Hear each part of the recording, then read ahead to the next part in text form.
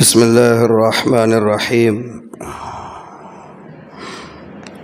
الحمد لله رب العالمين، والصلاة والسلام على سيد المرسلين وعلى آله وصحبه أجمعين ومن تبعهم بإحسان إلى يوم الدين. أما بعد، قال الله تبارك وتعالى: أعوذ بالله من الشيطان الرجيم. بسم الله الرحمن الرحيم.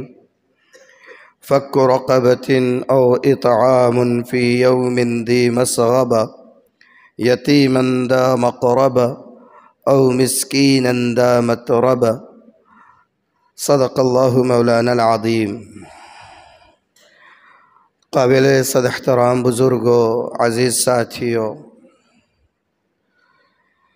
گزشتہ ایک ہفتے سے طبیعت کی ناسازی کا شکار ہوں. یقیناً بہت سے احباب نے دعا بھی کی ہوگی، اور پھر آپ سے دعا کی درخواست ہے. بیماری میں انسان کو کمزوری کا اور عاجزی کا احساس ہوتا ہے، اور یہ سبق بھی ملتا ہے کہ انسان اللہ کا کتنا محتاج ہوتا ہے. اللہ اگر نہ چاہے تو انسان ایک قدم بھی اپنی مرضی سے پوری قوت اور شدت اور طاقت کے ساتھ روانی سے چل نہیں سکتا ہے. قدم قدم پر ہم اللہ کی توفیق کے، اللہ کی نصرت کے، اللہ کی مدد کے محتاج ہیں. اور یہ بھی پتہ چلتا ہے کہ صحت اللہ کی بہت بڑی نعمت ہے، اور جب انسان کو صحت حاصل ہوتی ہے تو اس کو اس کی قدر نہیں ہوتی ہے، اندازہ نہیں ہوتا ہے کہ وہ کس بڑی نعمت سے سرفراز ہے. اور یہ وہ بات ہے جس کی طرف خود اللہ کے رسول صلی اللہ علیہ وآلہ وسلم نے اشارہ فرمایا، بلکہ واضح ترین الفاظ میں ارشاد فرمایا. آپ نے فرمایا: نعمتان مغبون فیہما کثیر من الناس، الصحت والفراغ. دو نعمتیں ایسی ہیں جس کے بارے میں انسان اکثر دھوکے میں پڑا رہتا ہے. ایک صحت اور ایک خالی اوقات کا میسر آ جانا. یہ دو نعمتیں ایسی ہیں کہ انسان ان نعمتوں کے ہوتے ہوئے کبھی ان کی صحیح کما حقہ قدردانی نہیں کرتا ہے. وہ مشغول رہتا ہے اپنی مصروفیات میں، وقت کو ضائع کرنے میں اور صحت کا غلط استعمال کرنے میں. لیکن جب ان دو چیزوں کو ہلکا سا دھکا لگتا ہے تب کہیں جا کر احساس ہوتا ہے کہ صحت بھی اور خالی اوقات بھی اللہ کی کتنی بڑی نعمت ہے. ظاہر سی بات ہے کہ نماز ہے، نوافل ہے، مستحبات ہے اور دیگر سارے عبادتوں کے کام ہیں. جیسے صحت کی حالت میں انسان معمول پہ کرتا ہے، بیماری میں ان عبادتوں کو معمول کے ساتھ کرنے میں بھی قاصر ہو جاتا ہے انسان. تو اللہ کی بہت بڑی نعمت ہے، اس پر اللہ کا شکر ادا کرنا چاہیے. بہرحال، جس موضوع پر مجھے مختصر آج اظہار خیال کرنا ہے، ہونا تو یہ چاہیے تھا کہ میں تسلسل سے چل رہے اپنے موضوع سیرت کو لے لیتا، لیکن میں پہلے ہی آپ کی خدمت میں عرض کر چکا ہوں کہ اگر حالات تقاضا کریں ان پر کچھ کہنے کا تو اصل موضوع کو چھوڑ کر حالات پر بھی گفتگو کر دیا جایا کرے گی.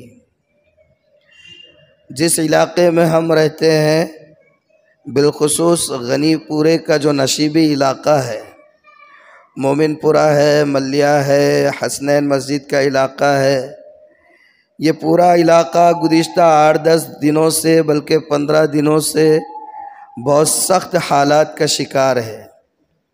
بارش کا پانی اور ڈیم کے چھوڑے جانے کا پانی یہ گھروں میں تک گھس گیا ہے. بہت سے لوگوں کے زندگی متاثر ہے. بہت سے لوگ گھروں میں پانی گھسنے کی وجہ سے عارضی طور پر بے گھر سے ہو گئے ہیں، کھانے پینے کے مسائل ہو گئے ہیں، اور بھی بہت ساری تکلیفیں ہیں. لوگ پریشان ہیں. لائٹ کا مسئلہ بھی کچھ دن تک چلتا رہا ہے. ایک وہ علاقہ ہے، اس سے لگ کر فوراً یہ علاقہ ہمارا ہے، اور پھر پورا شہر ہے جہاں نہ بارش کا پانی گھروں میں گھس رہا ہے۔ کچھ علاقے اور بھی ہے، کھڑک پورا کے ہے، گاڑی پورا کے ہے، اور جو نشیبی علاقے وہاں بھی ہوا ہے، لیکن زیادہ تر علاقے محفوظ ہیں، صحیح سلامت زندگی گزار رہے ہیں، شادی بیاہ بھی ہو رہے ہیں، پروگرام بھی ہو رہے ہیں، فنکشن بھی ہو رہے ہیں، سارے کام معمول پہ چل رہے ہیں، سب چیزیں ہو رہی ہے، اور ہوٹلیں آباد ہے، اور پارٹیز آباد ہے، سب چل رہا ہے۔ اور اسی وقت میں نشیبی علاقوں میں صورتحال یہ ہے کہ لوگ کھانے پینے کے لیے پریشان ہیں، گھروں میں پانی گھسا ہوا ہے، سارا سامان تہس نہس ہو گیا ہے، کچھ لوگ اپنے گھروں کو چھوڑ کر کہیں اور عارضی طور پر منتقل ہو چکے ہیں، اور دوسری طرف یہ کیفیت ہے۔ یہ کیسے خیر امت ہے ہم، یہ کیسی بے حسی ہے ہماری، یہ کیسی دوہری زندگی ہے ہماری، یہ کیسی دوغلی زندگی ہے ہماری۔ امت محمدیہ کے ہونے پر فخر کرتے ہیں، اور امت محمدیہ کے کچھ افراد اپنے گھروں کو لے کر پریشان، اپنی روزی روٹی کو لے کر پریشان، معمولات کی زندگی کو لے کر پریشان، گھروں میں پانی گھسنے کی وجہ سے گھروں کے سامان کے تباہ ہونے کو لے کر پریشان، اور دوسری طرف امت مسلمہ کے افراد بالکل پیٹ دیوار سے لگ کر اپنی موج مستی میں، اپنی روزمرہ کی زندگی میں، اپنے کھانے پینے میں، اپنے کمانے میں، اپنی تقریبات میں، اپنے پروگراموں میں مشغول ہے۔ یہ ایک کوشچن مارک ہے، یہ ایک کوشچن مارک ہے، اور میں ایسے کوشچن مارک لے کر آتا ہوں تو چپتا بھی ہوں کہ یہ کئی کو بول رہے بھائی انہوں، یہ بات کئی کو کر رہے انہوں، ایسی بات کیوں کر رہے، کیسی کرنا پھر۔ اللہ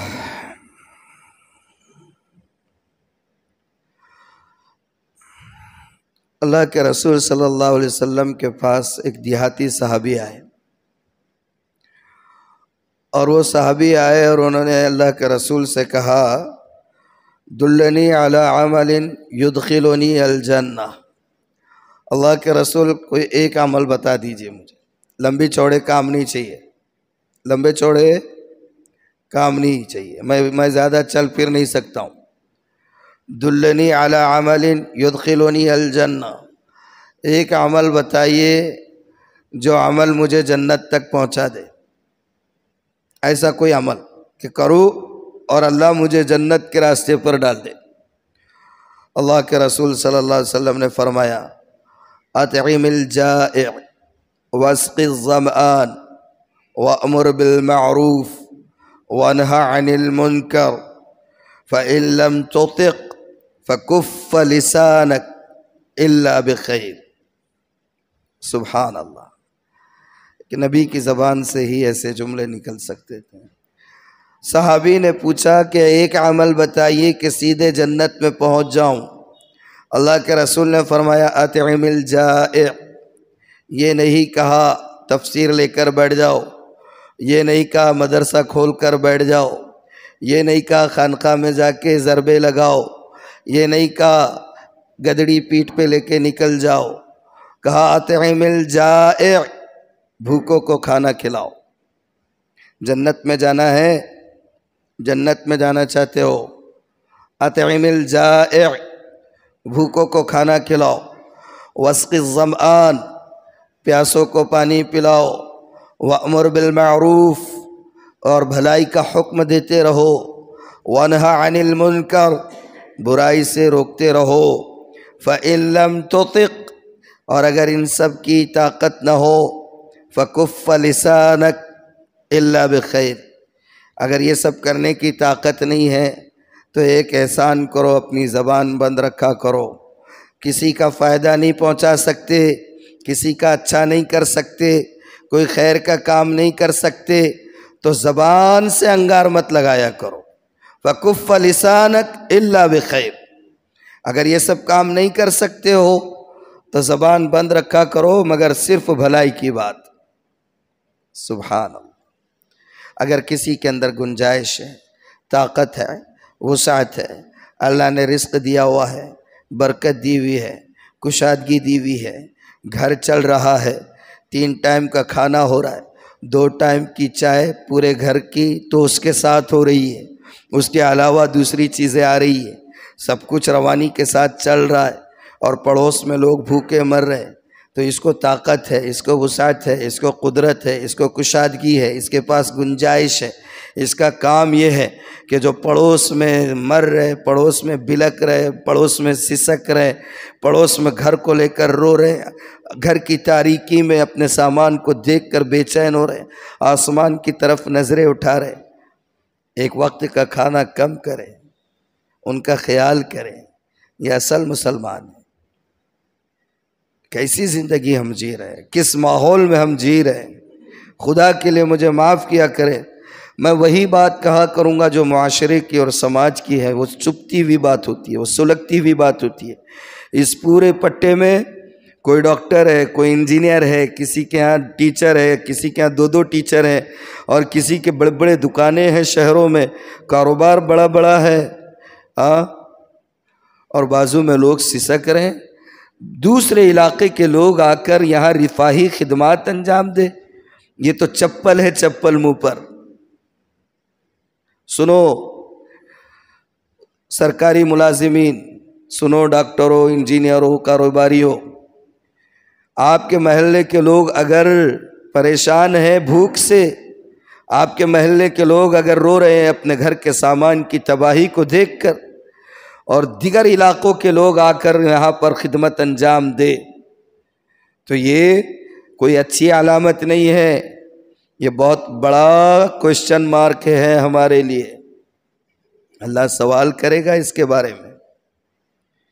کیا آپ سمجھتے ہیں کہ ایسے ہی چھوڑ دیے جائیں گے؟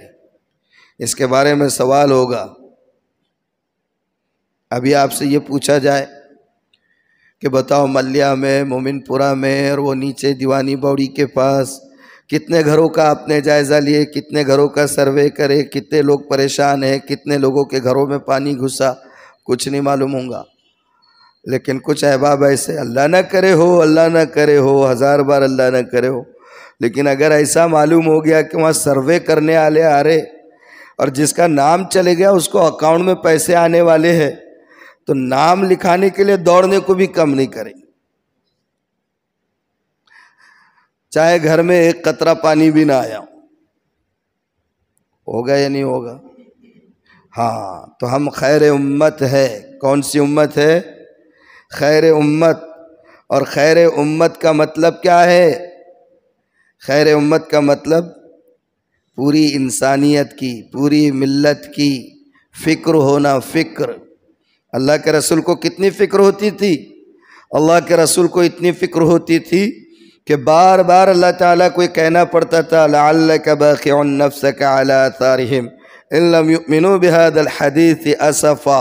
او میرے محبوب، اگر آپ کی بات نہیں سنیں گے تو کیا آپ اپنی جان دے دو گے؟ اللہ قرآن میں کہتا ہے اتنی کڑن، اتنا درد، اتنی فکر، اتنی سوزش دل میں امت کے لیے پیدا ہوگی، تب کہیں جا کر خیر امت بنیں گے۔ ہے یا نہیں ہے یہ حقیقت؟ آپ تھوڑا قرآن سے آپ کو سمجھاتا ہوں، آپ آئیے تھوڑا قرآن سے پڑھیے۔ حضرت موسیٰ علیہ السلام کا واقعہ پڑھیں آپ نے یا سنا ہوگا۔ موسیٰ علیہ السلام کہاں پیدا ہوئے تھے؟ مصر میں۔ کس کے دربار میں پرورش ہوئی؟ فرعون کے دربار میں پرورش ہوئی ہے حضرت موسیٰ علیہ السلام کی۔ فرعون کون؟ وقت کا بادشاہ اور وقت کا ظالم سنگھ، اس کے دربار میں پرورش ہوئی ہے۔ بڑے ہیں، جوان ہوئے ہیں، طاقتور بنے، بنی اسرائیل کے تھے۔ بنی اسرائیل کے دونوں، ایک نوجوان کا اصل مصری کے ساتھ کوئی مسئلہ ہو گیا، کسی قبطی کے ساتھ، بیچ بچاؤ کے لیے گئے۔ حضرت موسیٰ بیچ بچاؤ کے لیے گئے، مفاہمت کے لیے، مصالحت کے لیے گئے۔ طاقتور تھے، اللہ نے قوت زبردست دی تھی، سمجھاتے سمجھاتے جب نہیں مان رہا تو ایک مکہ رسید کیا، صرف ایک مکہ رسید کیا. وہ کم بخت ایک مکے میں جو ہے تو پرلوک کو سدھار گیا، ایک ہی مکے میں پرلوک سدھار گیا، مر گیا. حضرت موسیٰ علیہ السلام کے لیے قانون فرعون کے دربار میں پاس ہوا. حضرت موسیٰ کو کسی خیر خواہ نے اطلاع دی. موسیٰ علیہ السلام راتوں رات وہاں سے نکل گئے، مصر سے مدین کی طرف گئے. اب آپ سوچے کہ جان بچا کر نکلے ہیں، ساز و سامان ساتھ میں نہیں ہے، جان بچا کر نکلے ہیں. کتنا لمبا سفر کیا ہے، مصر سے مدین گئے ہیں. تھکے ہارے جب مدین پہنچے تو دیکھا کہ کچھ لوگ پانی پلا رہے ہیں اپنے جانوروں کو. دوسری طرف دو لڑکیاں ہیں، وہ اپنے جانور لے کر کھڑی ہوئی ہیں اور وہ پانی نہیں پلا رہی ہے. یہ لوگ پانی پورے پلا چکے. موسیٰ علیہ السلام ان لڑکیوں کے پاس گئے، کہا کیوں نہیں پانی پلاتی ہیں؟ انہوں نے کہا کہ ہم ایک تو لڑکیاں ہیں، دوسری بات یہ کہ ہم اتنی طاقت ہمارے اندر نہیں ہے کہ ہم جو ہے تو خود سے پتھر ہٹائے، خود سے پانی پلائے. پھر مردوں کا ہجوم. تو یہ لوگ مرد پانی نکال کے پلا دیتے ہیں. جو پانی بچ جاتا ہے نکالا ہوا وہی پانی ہم اپنے جانوروں کو پلا کر لے کر چلے جاتے. موسیٰ علیہ السلام نے ڈول سے پانی خود سینچا، ان کے جانوروں کو پلایا، اور وہ بچیاں دونوں اپنے وقت سے اور معمول سے پہلے اپنے گھر پہنچ گئی. ان کے والد حضرت شعیب تھے، نبی تھے وقت کے. انہوں نے کہا بیٹیاں جلدی آ گئی، کیا بات ہے؟ انہوں نے پورا واقعہ سنایا. اور پھر حضرت موسیٰ علیہ السلام کو حضرت شعیب نے اپنے گھر بلایا، اور بلانے کے بعد پھر ایسے حالات آ گئے کہ ان کی ایک بیٹی کی شادی حضرت موسیٰ سے طے کر دی اور کہا کہ 10 سال ہمارے پاس خدمت انجام دینا، یہی مہر ہوگا. اب آپ سوچیں میں آپ کی توجہ کس طرف مبذول کرانا چاہ رہا ہوں. موسیٰ نکلے تھے، ان کے ہاتھ سے ایک کا قتل ہو گیا تھا. جان بوجھ کر نہیں کیے تھے لیکن قتل ہو گیا. جان بچا کر نکلے، بغیر ساز و سامان کے سفر کیے، تھکے ہوئے ہیں اور بالکل حالت خراب ہے، نہ کھانے کا سامان ہے، نہ سر چھپانے کی جگہ ہے، نوجوان ہے اور کوئی ساتھی بھی ساتھ میں نہیں. وہاں گئے، دو لڑکیاں بے سہارا نظر آئی، ان کو کچھ سہارا دیا، پانی پلایا، ان کے جانوروں کو ان کی خدمت کی. اس کا نتیجہ کیا نکلا؟ اس کا نتیجہ یہ نکلا کہ وہ موسیٰ جو بے سر و سامان تھے، جو تھکے ہارے تھے، جن کے پاس کھانے کے لیے کچھ نہیں تھا، جن کے پاس سر چھپانے کے لیے کچھ نہیں تھا، جو بھری جوانی میں تھے اور کوئی ساتھی ان کو میسر نہیں تھا، اس خدمت کا نتیجہ یہ نکلا کہ اللہ نے فوراً اس خدمت کے نتیجے میں حضرت شعیب کے گھر پر سر چھپانے کی جگہ بھی دی. کھانے کے لیے کچھ نہیں تھا، کھانے کا نظم ہو گیا. بھرپور جوانی کے عالم میں تھے، اللہ نے ایک بہترین رفیق اور ساتھی کا انتظام حضرت شعیب کی بیٹی کی شکل میں کر دیا. یہ ساری برکتیں موسیٰ کی زندگی میں آئی کس چیز کے نتیجے میں؟ خدمت خلق کے نتیجے میں. یہ بات ذہن میں رہے کہ اس وقت تک موسیٰ ابھی نبی نہیں بنے ہیں. خدمت خلق کا کام کیا. اللہ نے ان کی بھوکمری کو مٹانے کا سامان کیا. اللہ نے ان کے سر پر سایہ نہیں تھا، چھت نہیں تھی، رہنے کی کہیں جگہ نہیں تھی. خدمت خلق کا کام کیا، اللہ نے رہنے کا نظم کر دیا. بھری جوانی میں تھے، اللہ نے بیوی کا نظم کر دیا. اس سے کیا سبق ملتا ہے؟ سبق یہ ملتا ہے کہ اللہ کے بندوں کی خدمت میں اگر آپ اپنے آپ کو لگائیں گے، آپ کے سارے مسائل کا اللہ کفیل ہو جائے گا. چل رہی ہے زندگی، جا رہے ہیں کمانے، جا رہے ہیں جاب پر، آ رہے ہیں 3 وقت کا کھانا کھا رہے، 2 وقت کی چائے توست بریڈ کے ساتھ، سب چل رہا ہے، مکھن بریڈ کے ساتھ سب چل رہا ہے. پڑوس میں ملیا ہے، پڑوس میں دیوانی باولی ہے، پڑوس میں جو ہے تو مومن پورا ہے، پانی گھروں میں گھسا ہوا ہے، لوگ مر رہے ہیں، گھر کا سامان دیکھ کر رو رہے ہیں، پریشان ہیں، ادھر ادھر پریشان گھوم رہے ہیں، اور ہم اپنی زندگی گزار رہے ہیں. یہ وقت ہے اس بات کو جاننے کا کہ ہم خیر امت کیوں ہیں۔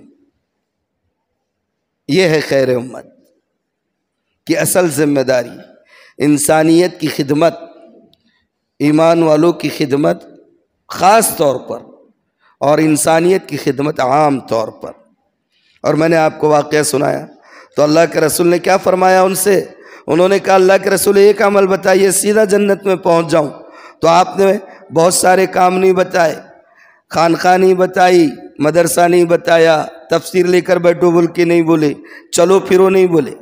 اللہ کے رسول نے کہا اطعم الجائع، سیدھے جنت میں جانا ہے، بھوکوں کو کھانا کھلاؤ، واسق الظمآن، پیاسوں کو پانی پلاؤ، وامر بالمعروف، بھلائی کا حکم کرو، وانہا عن المنکر، برائی سے روکو، فإن لم تطق، اگر ان سب چیزوں کی طاقت نہ ہو تو مہربانی کرو، فکف لسانک الا بخیر، اگر یہ کام کرنے کی طاقت نہیں ہے تو پھر اپنی زبان کو روکو، کرنے والوں پر تنقیدیں مت کرو، کرنے والوں پر باتیں مت کرو، بے سر و پیر کی مت ہاکا کرو، یہ بول رہے وہ بول رہے، یہ کر رہے وہ کر رہے۔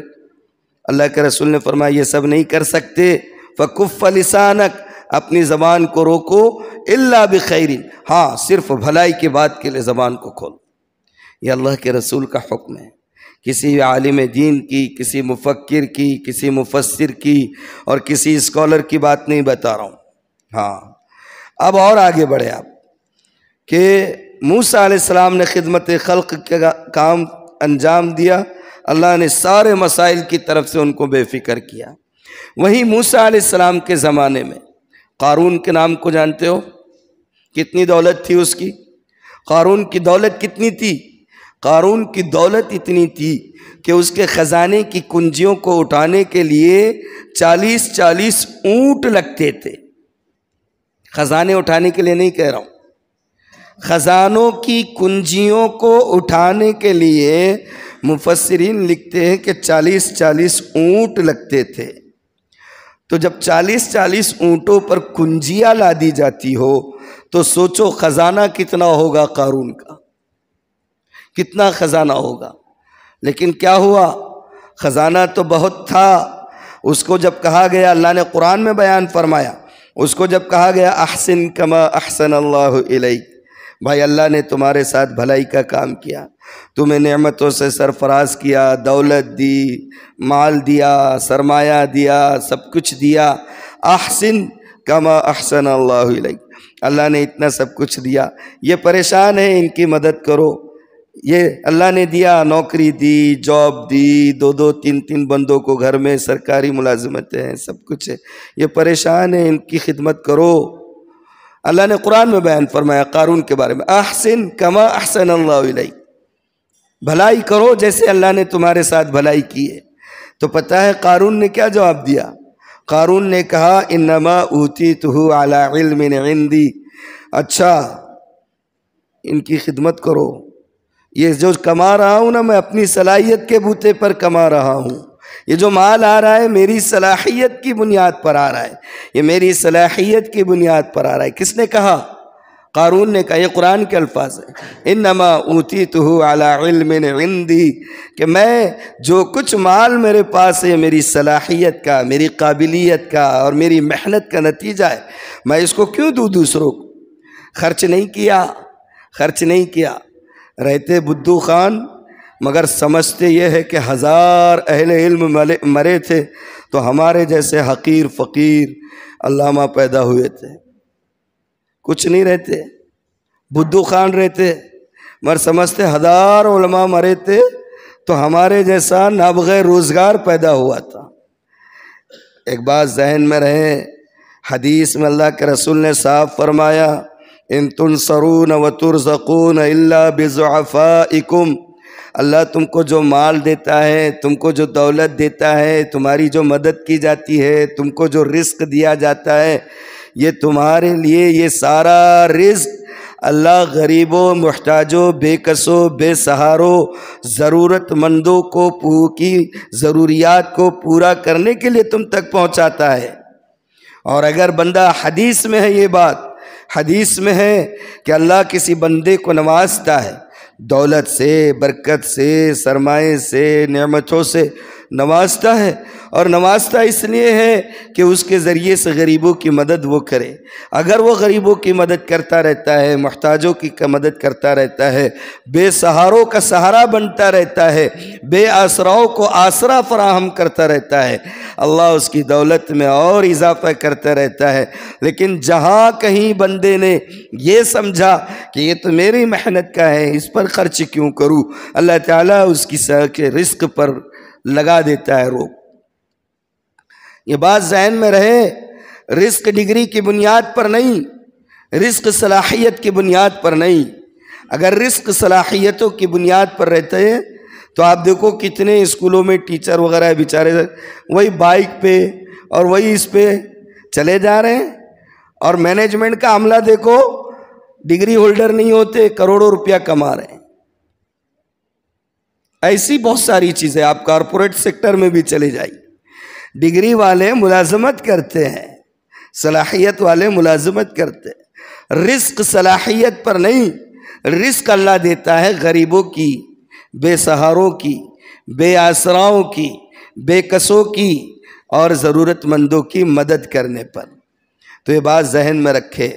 قارون کو اس کا مال بچا نہیں پایا، اللہ تعالیٰ نے آگے فرما دیا کہ جب اس سے کہا گیا خرچ کر تو کہنے لگا میری صلاحیت کی وجہ سے میں نے کمایا، میرے پاس ڈگری ہے، میں نے محنت کی، کوشش کی اور یہ کیا اور وہ کیا اور اتنا دیا، تب لگا اب میں کیوں خرچ کروں غریبوں پر، ان کے گھر میں پانی گھسا ہے نا، ان کے گھر کا سامان جا رہا ہے نا، میں کیوں خرچ کروں۔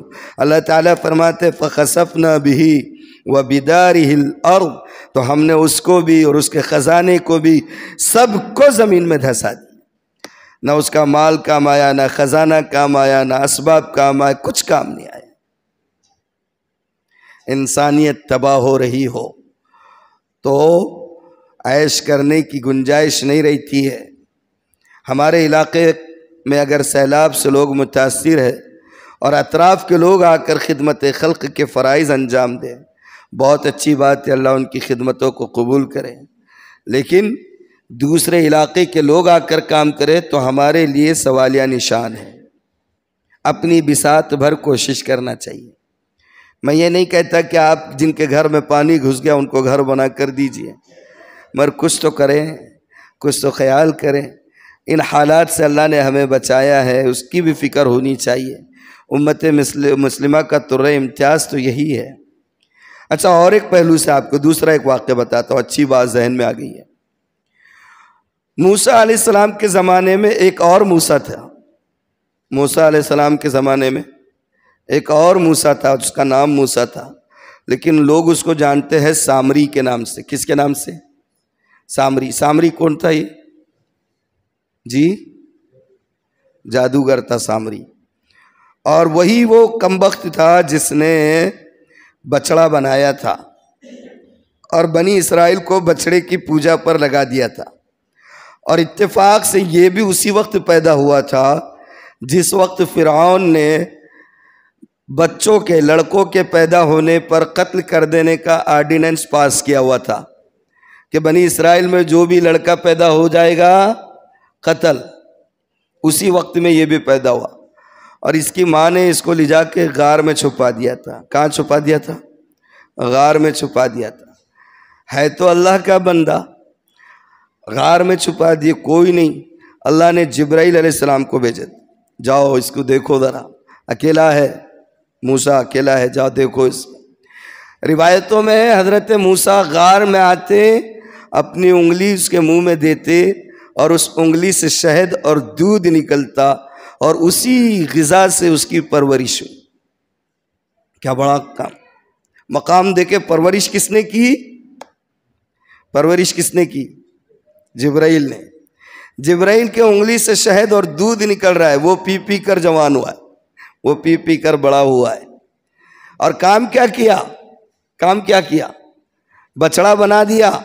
موسیٰ علیہ السلام طور پر گئے تو پورے بنی اسرائیل کو بچڑے کی پوجا پہ لگا دیا، ساری قوم کو کافر بنا دیا، خود بھی کافر بنا، بنی اسرائیل کو بھی کافر بنا دیا، بنی اسرائیل کو بھی کافر بنا دیا.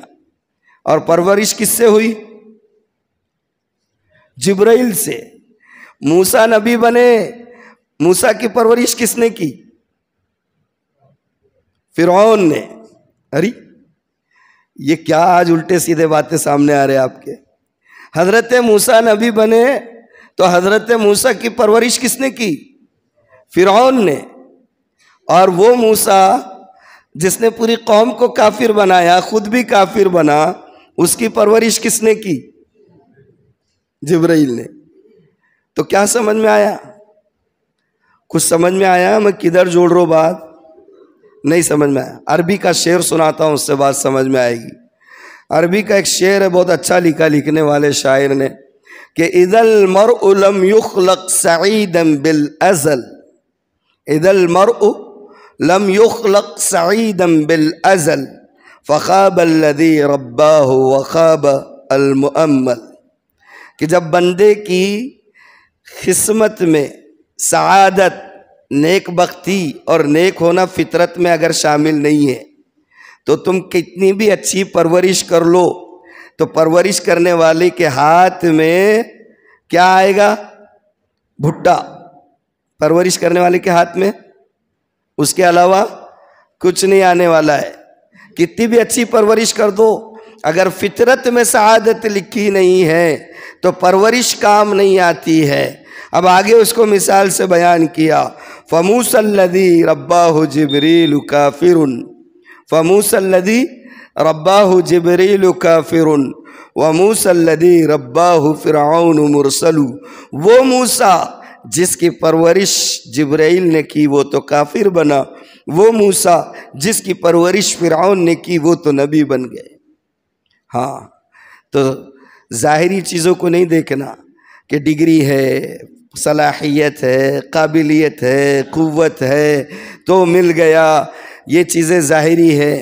رزق، سعادت، خوشبختی، برکت یہ اللہ اپنے خاص بندوں کو دیتا ہے.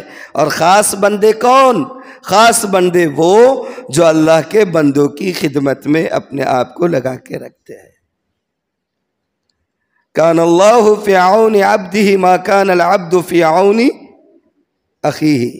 اللہ اس بندے کی خدمت میں لگا رہتا ہے جو بندہ اپنے بھائی کی خدمت میں لگا رہتا ہے. آج ہم خیر امت ہیں تو خیر امت کا تقاضا یہ ہے کہ ہم دیکھیں کہ ہمارے اطراف میں لوگ کن حالات سے جوجھ رہے ہیں، کیسے پریشان ہیں، قسم پرستی کا شکار ہے، گھروں میں پانی گھس گیا ہے، سامان تباہ ہے. ان کی فکر کریں، ان کی فکر کریں. کتنے ایسے ہوتے ہیں، میں دیکھ رہا ہوں، یہاں بھی دیکھ رہا ہوں، شہر میں بھی دیکھتا ہوں، عام بات ہے، یہاں کی بات نہیں. ہمارے اڑوس پڑوس میں بیمار ہوتے دیکھ رہے ہیں، جا رہے آ رہے، ہاسپٹل کو جا رہے ہیں، ڈائلیسس ہو رہا ہے، فلاں ہو رہا ہے، علاج ہو رہا ہے، مہنگا علاج ہو رہا ہے، اخراجات کے پیسے نہیں ہیں، گر رہے ہیں، اور کتنے حالات سے جوجھ رہے ہیں. خالی باتیں، خالی باتیں. بہت ہو گیا تو تعزیت کے لیے چلے گئے، اس کے علاوہ کچھ کرتے نہیں. ہم کیا ہے یہ بے حسی کیسی؟ ضرورت ہے اس وقت میں ان کے گھر جانے کی، ان کے مزاج پرسی کے ساتھ ساتھ ان کی میڈیسن کی، دوائی کی فکر کرنے کی. اللہ نے دیا ہے، نوازا ہے. ایسے وقت میں اگر لگاؤ گے اللہ زیادہ دے گا. اللہ کے خزانوں پر آپ کو شک ہے، اللہ کے وعدے پر آپ کو شک ہے، یا اللہ کی قدرت پر شک ہے؟ کون سی چیز ہے جو روکتی ہے ایسے وقت میں اپنے جیب کو کھولنے کے لیے؟ کتنے ایسے گھرانے ہوتے ہیں جن کے بارے میں معلوم ہوتا ہے کہ بھائیوں میں آپس میں جمتی نہیں ہے. دو بھائی آپس میں ہمیشہ جو ہے تو ایک دوسرے کے خلاف غلط یعنی کہ بدگمانیاں لے کر دل و دماغ میں جو ہے تو آگے بڑھتے رہتے ہیں. جب آپ کو پتہ ہے اخلاقی فریضہ ہے کہ ان کی غلط فہمی کو دور کریں، آمنے سامنے بٹھائیں، آمنے سامنے بیٹھے، غلط فہمی کو دور کریں. میں تو آپ کو یہاں تک بتاؤں، سن لو، کان کھول کر سن لو. اسلام جو ہمیشہ سچ بات کی تاکید کرتا ہے، جھوٹ سے نفرت ہے اسلام کے اندر، لیکن اسلام یہ کہتا ہے، ہمارے نبی پاک یہ کہتے ہیں کہ اگر دو افراد جن کے درمیان دشمنی ہو، نفرت ہو، منافقت ہو، معاملہ ان کا بگڑتا چلا جا رہا ہے، تو ان کے درمیان صلح صفائی کرنے کی خاطر اگر آپ جھوٹ بولتے ہو تو اس جھوٹ بولنے پر آپ کو گناہ نہیں ملے گا، بلکہ اس جھوٹ بولنے پر بھی ثواب ملے گا۔ ارے بھائی، وہ پرسوں ملے تھے، آپ کے بارے میں بات کر رہے تھے، کہہ رہے تھے کہ یار بہت اچھے آدمی ہیں، مگر مجھے تو معلوم ہے آپ کے دونوں کی جمتی نہیں ہے۔ اب وہ بینگن کچھ ملا نہیں، انہیں ملا نہیں، انہیں نے ان کے بارے میں کچھ تعریف کیا نہیں، خالی ارے بھائی وہ ملے تھے آپ کے بارے میں بول رہے تھے، بہت اچھا مزاج ہے ان کا، آپ کی تعریف کر رہے تھے، انہیں کبھی خواب میں بھی تعریف نہیں کر سکتا مگر بول دیے، انہوں خوش، ہاں انہوں بولے کیا ہے کہ بھی کیسا کیا بول دیے، چلو اچھا ہے، اب آیا اونٹ پہاڑ کے نیچے، انہیں بھی خوش۔ پھر اس کے پاس گئے، مل گئے انہوں، ارے بھائی پرسوں ملاقات ہوئی تھی ان سے، آپ کا تذکرہ نکلا تھا، کہہ رہے تھے یار میرے کو بڑا افسوس ہے میری حرکت پہ، میں شرمندہ ہوں، کبھی موقع ملے تو معافی مانگ لوں گا۔ حالانکہ انہوں نے بولے نہیں، انہوں نے وہ بولے نہیں تھے، انہوں نے یہ بولے نہیں، انہوں نے سب کچھ اپنے من سے بول دیے، یہ سب کچھ اپنے من سے، سب جھوٹ، لیکن اس پورے جھوٹ پر ثواب ملے گا۔ ہاں، امت محمدیہ بنے، خیر امت کے اصل مقام کو سمجھے۔ آج ہمارا مزاج ایسا ہے، روڈ پر چلتے ہوئے بھی اگر کوئی دو افراد آپس میں الجھ رہے ہیں تو تماشا ہی نہیں بننا چاہیے، معاملے کو سلجھانے کی کوشش کرنا چاہیے۔ وقت کے اسکالر بن کر، فضیلت الشیخ بن کر، فوٹو کیمرہ لے کر، موبائل لے کر ویڈیو بنانے کی سعادت حاصل نہیں کرنی چاہیے، بلکہ کوشش یہ کرنا کیا ہے مسئلہ، اس مسئلے کو سلجھانا چاہیے۔ تو اصل منصب ہمارا یہ ہے کہ ہم اپنے اصل مقام کو سمجھے، منصب کو سمجھے، امت کی فکر ہمارے اندر ہو۔ اللہ کے رسول نے اس امت کو ایک جسم کی طرح قرار دیا، کہیں پر فرمایا ایک عمارت کی طرح ہے، آپس میں ایک دوسرے سے ملے ہوئے ہے، ایک دوسرے کا خیال کیے بغیر، ایک دوسرے کی پریشانی کو جانے بغیر، ایک دوسرے کی تکلیفوں کو دور کرنے کی اگر قوت ہو تو اس کو کیے بغیر ہم کامل ایمان والے نہیں بن سکتے۔ تو آج یہ عزم کریں، ہر شخص عزم کرے، انفرادی طور پر میں کسی مومنٹ یا کسی آرگنائزیشن یا کسی جماعت کی طرف سے اپیل نہیں کر رہا ہوں آپ سے، میں اپنے طور پر ایز اے امام آپ سے درخواست کرتا ہوں۔ ہمارا محلہ ملیان کا ہے، وہ کون کون سے علاقے ہیں جی، یہ پورا علاقہ جو سیلاب سے متاثرہ ہے، وہاں کے کم از کم یہ خیال کریں، ایک گھر کے افراد کی ذمہ داری میں لے لیتا ہوں انشاءاللہ، اپنے طور پر کسی کو پتہ نہیں چلے، میں انشاءاللہ ان کی خدمت انجام دوں گا۔ ایسا جذبہ اگر رہا تو سوچے کہ اس امت کو مستحکم کرنے میں کون سی چیز رکاوٹ ہو سکتی ہے۔ اللہ کرے کہ میری یہ بات اور میرا یہ درد آپ کے دل تک پہنچے اور آپ کا یہ دل آپ کو حرکت پر مجبور کر دے۔ وَمَا ذَلِكَ عَلَى اللَّهِ بِعَزِيزٍ، اللہ کی ذات سے کوئی چیز ناممکن نہیں ہے۔ بس اسی دعا کے ساتھ میں اپنی بات کو ختم کرتا ہوں۔ اللہ تعالی ہم سب کو عمل کی توفیق عطا فرمائے۔ وآخر دعوانا ان الحمد للہ رب العالمین۔ جلدی آپ